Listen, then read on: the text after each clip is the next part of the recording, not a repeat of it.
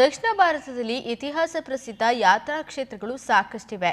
ಇಂತಹ ಯಾತ್ರಾ ಕ್ಷೇತ್ರಗಳಲ್ಲಿ ಶಬರಿಮಲೆ ಅತ್ಯಂತ ಪ್ರಸಿದ್ಧ ಯಾತ್ರಾ ಸ್ಥಳ. ಜನವರಿ 14ರ ಮಕರ ಸಂಕ್ರಮಣಕ್ಕಾಗಿ ಭಕ್ತರ ದಂಡೆ ಕ್ಷೇತ್ರಕ್ಕೆ ಆಗಮಿಸ್ತಾ ಇದೆ. ಓಂ ಓಂ ಅಯ್ಯಪ್ಪ ಓಂ ಗುರುನಾಥ ಅಯ್ಯಪ್ಪ ಓಂ ಓಂ. ದಕ್ಷಿಣ ಭಾರತದ ಅತ್ಯಂತ ಪ್ರಸಿದ್ಧ ಯಾತ್ರಾ ಸ್ಥಳಗಳಲ್ಲಿ ಒಂದಾದ ಶಬರಿಮಲೆ ಇರುವುದು ಕೇರಳ ತಮಿಳುನಾಡಿನ ಗಡಿಭಾಗದ ಪಶ್ಚಿಮ ಘಟ್ಟದ ತಪ್ಪಲಿನಲ್ಲಿ.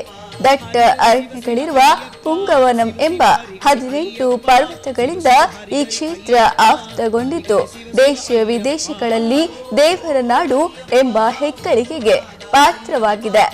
ಇಲ್ಲಿ ಅಯ್ಯಪ್ಪ ಸ್ವಾಮಿ ಕಲಿಯುಗದ ದೇವರಾಗಿ ನೆಲೆ ನಿಂತು ತನ್ನ ಸನ್ನಿಧಿಗೆ ಬರುವ ಭಕ್ತರನ್ನ ಹರಿಸುತ್ತಿದ್ದಾನೆ.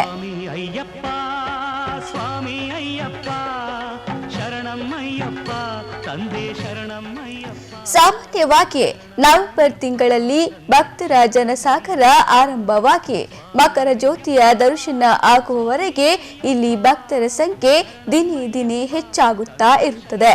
ಶಬರಿಮಲೆಯಲ್ಲಿ ಮಂಡಲ ಪೂಜೆ ಸಂದರ್ಭ ಇಡೀ ಅಯ್ಯಪ್ಪ ಸನ್ನಿಧಿಯ ಬೆಟ್ಟದಲ್ಲಿ ಅಯ್ಯಪ್ಪ ಸ್ವಾಮಿಯ ಮಂತ್ರ ಘೋಷದ ಅಲೆಗಳು ತುಂಬಿ ಹೋಗಿರುತ್ತವೆ. ಇಲ್ಲಿ ಆರಾಧ್ಯ ದೇವನಾಗಿರುವ ಅಯ್ಯಪ್ಪ ಅಖಂಡ ಬ್ರಹ್ಮಚಾರಿಯಾಗಿದ್ದು ಅಯ್ಯಪ್ಪ ಮಾಲಾಧಾರಿಗಳು ಶಿಸ್ತುಬದ್ಧವಾದ ವ್ರತವನ್ನ ಪಾಲಿಸಬೇಕಾಗುತ್ತದೆ. ಪುರುಷರ ನಂತರ 10 ವರ್ಷದ ಒಳಗಿನ ಬಾಲಕಿಯರು ಹಾಗೂ 50 ವರ್ಷ ಮೇಲ್ಪಟ್ಟ ಮಹಿಳೆಯರಿಗೆ ಮಾತ್ರ ದೇವಸ್ಥಾನದ ಸಂದರ್ಶನ ಮಾಡಲು ಅವಕಾಶವಿದೆ.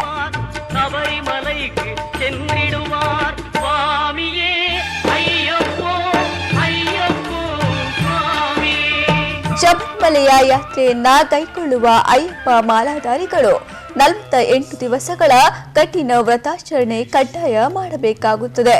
ಹಲವು ಬಾರಿ ಅಯ್ಯಪ್ಪ ವ್ರತಾಚರಣೆ ಮಾಡಿ ಶಬರಿಮಲೆ ಯಾತ್ರೆ ಕೈಗೊಂಡವರು ಗುರುಸ್ವಾಮಿ ಎಂದು ಕರೆಯಲ್ಪಡುತ್ತಾರೆ. ಗುರುಸ್ವಾಮಿಯು ಶಬರಿಮಲೆ ಯಾತ್ರೆ ಮಾಡುವ ಉದ್ದೇಶ ಹೊಂದಿರುವ ಭಕ್ತರಿಗೆ ತುಳಸಿ ಮಾಲೆಯನ್ನ ಧರಿಸುವ ಮೂಲಕ ದೀಕ್ಷೆಯನ್ನ ಕೊಡಬಲ್ಲರು. ಶಬರಿಮಲೆಗೆ ಹೊರಡುವ ಮುನ್ನ ದಿನ ತುಪ್ಪ ಪ್ರಿಯನೆನಿಸಿರುವ ಅಯ್ಯಪ್ಪನಿಗಾಗಿ ತೆಂಗಿನಕಾಯಿಯಲ್ಲಿ ತುಪ್ಪವನ್ನ ತುಂಬಿಸಿಕೊಂಡು ಇರುಮುಡಿಯ ಮುಂಭಾಗದಲ್ಲಿ ಇರಿಸಲಾಗುತ್ತದೆ. ಇರುಮುಡಿಯ ಮುಂಭಾಗ ಪೂಜಾ ಸಾಮಗ್ರಿಗಳನ್ನ ಇರಿಸಲಾಗುತ್ತದೆ. ಇರುಮುಡಿಯು ಅಯ್ಯಪ್ಪ ವ್ರತಾಚಾರಿಗಳಿಗೆ ಪ್ರಮುಖವಾಗಿದೆ.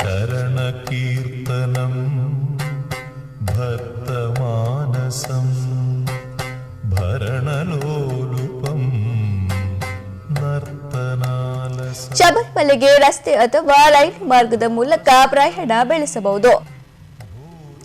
ರೈಲು ಮಾರ್ಗವಾಗಿ ಪ್ರಯಾಣ ಬೆಳೆಸುವುದಾದರೆ ಮಂಗಳೂರಿನಿಂದ ಕೇರಳ ರಾಜ್ಯದ ಚೆಂಗನೂರಿನವರೆಗೆ ರೈಲು ಮಾರ್ಗವಾಗಿ ಪ್ರಯಾಣಿಸಿದಾಗ ಮರುದಿನ ಬೆಳಿಗ್ಗೆ ಚೆಂಗನೂರಿನಲ್ಲಿ ತಲುಪಬಹುದು. ಅಲ್ಲಿಂದ ಬಸ್ಸಿನಿಂದ ಅಥವಾ ಟ್ಯಾಕ್ಸಿಯ ಮೂಲಕ ಶಬರಿಮಲೆಗೆ ಪ್ರಯಾಣ ಮಾಡಬೇಕಾಗುತ್ತದೆ. ಚೆಂಗನೂರಿನಿಂದ 93 ಕಿಲೋಮೀಟರ್ ಪ್ರಯಾಣ ಮಾಡಿದ್ರೆ ಪಂಪಾವನ ಸಿಗುತ್ತದೆ.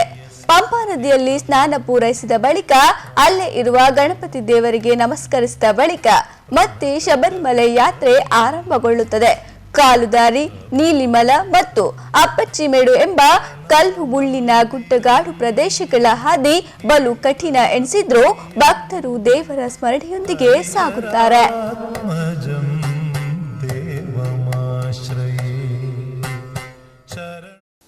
ಸ್ವಾಮಿ ಶರಣಂ.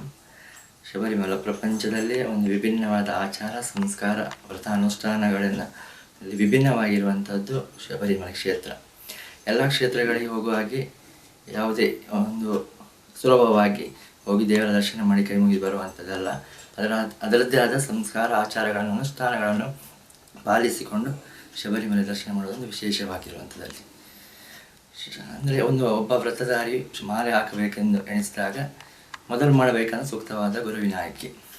ಈ ಗುರುವಿನ ಆಯ್ಕೆಯನ್ನು ಮಾಡಿದ ನಂತರ ಶಬರಿಮಲೆ ಮಂಡಲ ಕಾಲ ಅಂದರೆ ವೃಶ್ಚಿಕ ಮಾಸದ ಮೊದಲನೇ ದಿನ ಮಾಲೆಯನ್ನು ಧರಿಸಿ 41 ದಿವಸಗಳ ಕಾಲ ವ್ರತಗಳನ್ನು ಕೈಗೊಂಡು ಗುರುವಿನ ಮಾರ್ಗದರ್ಶನದೊಂದಿಗೆ ಇರುಮುಡಿಯನ್ನು ಕಟ್ಟಿ ಶಬರಿಮಲೆ ಯಾತ್ರೆಯನ್ನು ಮಾಡಬೇಕು. ಮಣಿಕಂಠನ ಮಹಿಮೆ ಅನಂತ, ಅದು ಎಣೆಯಿಲ್ಲ ಬಣ್ಣ ಕನ್ಯಾಸ್ವಾಮಿಗಳು ಮಲ್ಲಿಕಾಪುರಂ ರಾಕ್ಷಸಿ ಶಕ್ತಿಗಳನ್ನ ತಣಿಸಲೆಂದು ಅಕ್ಕಿ ಹಿಟ್ಟಿನಿಂದ ಮಾಡಿದ ಉಂಡೆಗಳನ್ನ ಕಣಿವೆಗೆ ಎಸೆಯುತ್ತಾರೆ. ಬಳಿಕ ಬಾಣವನ್ನ ಕೈಯಲ್ಲಿ ಹಿಡಿದು ಕನ್ಯಾಸ್ವಾಮಿಗಳು ಷಣ್ಗುತ್ತಿಯಲ್ಲಿ ತಮ್ಮ ಆಗಮನದ ಸಂಕೇತವಾಗಿ ಬಾಣಗಳನ್ನ ಊರುತ್ತಾರೆ. ನಂತರ ಸ್ವಲ್ಪ ದೂರ ಚಲಿಸಿದಾಗ 48 ದಿವಸದ ವ್ರತ ಸಾರ್ಥಕಪಡಿಸಲು ಭಕ್ತರು ಅಯ್ಯಪ್ಪ ಮಂದಿರದ 18 ಮೆಟ್ಟಿಲುಗಳನ್ನ ಏರಿ ದೇವರ ದರ್ಶನ ಪಡೆಯುತ್ತಾರೆ. ಬಣ್ಣಿಸೆ ಪದಗಳೇ ಇಲ್ಲ ನೋವಡಗಿ ಬಾಳ ಮನೆ ಬೆಳಗಿ ಮನದ ನೋವಡಗಿ ಬಾಳ ಮನೆ ಬೆಳಗಿ ತಾನೇ ಎಂದೆಂದು ಜೊತೆಯ. ಒಟ್ಟಿನಲ್ಲಿ ಶಬರಿಮಲೆ ಯಾತ್ರೆ ಕಲ್ಲು ಮುಳ್ಳುಗಳ ಕಠಿಣ ಹಾದಿಯಾದ್ರೂ ಭಕ್ತರು ಸ್ವಾಮಿಯೇ ಶರಣಂ ಅಯ್ಯಪ್ಪ ಎನ್ನುತ್ತಾ ಶಬರಿಮಲೆ ಯಾತ್ರೆಗೆ ಸಾಗುವುದು ನಿಜಕ್ಕೂ ದೇವರ ಪವಾಡವೇ ಅನ್ನಬಹುದು. ಕಾನನವಾಸ ಕಲಿಯುಗ ವರದ ಕಾನನವಾಸ ಕಲಿಯುಗ ವರ. Manjunath Kulal, prime TV news, Udupi. ಬಂದೆ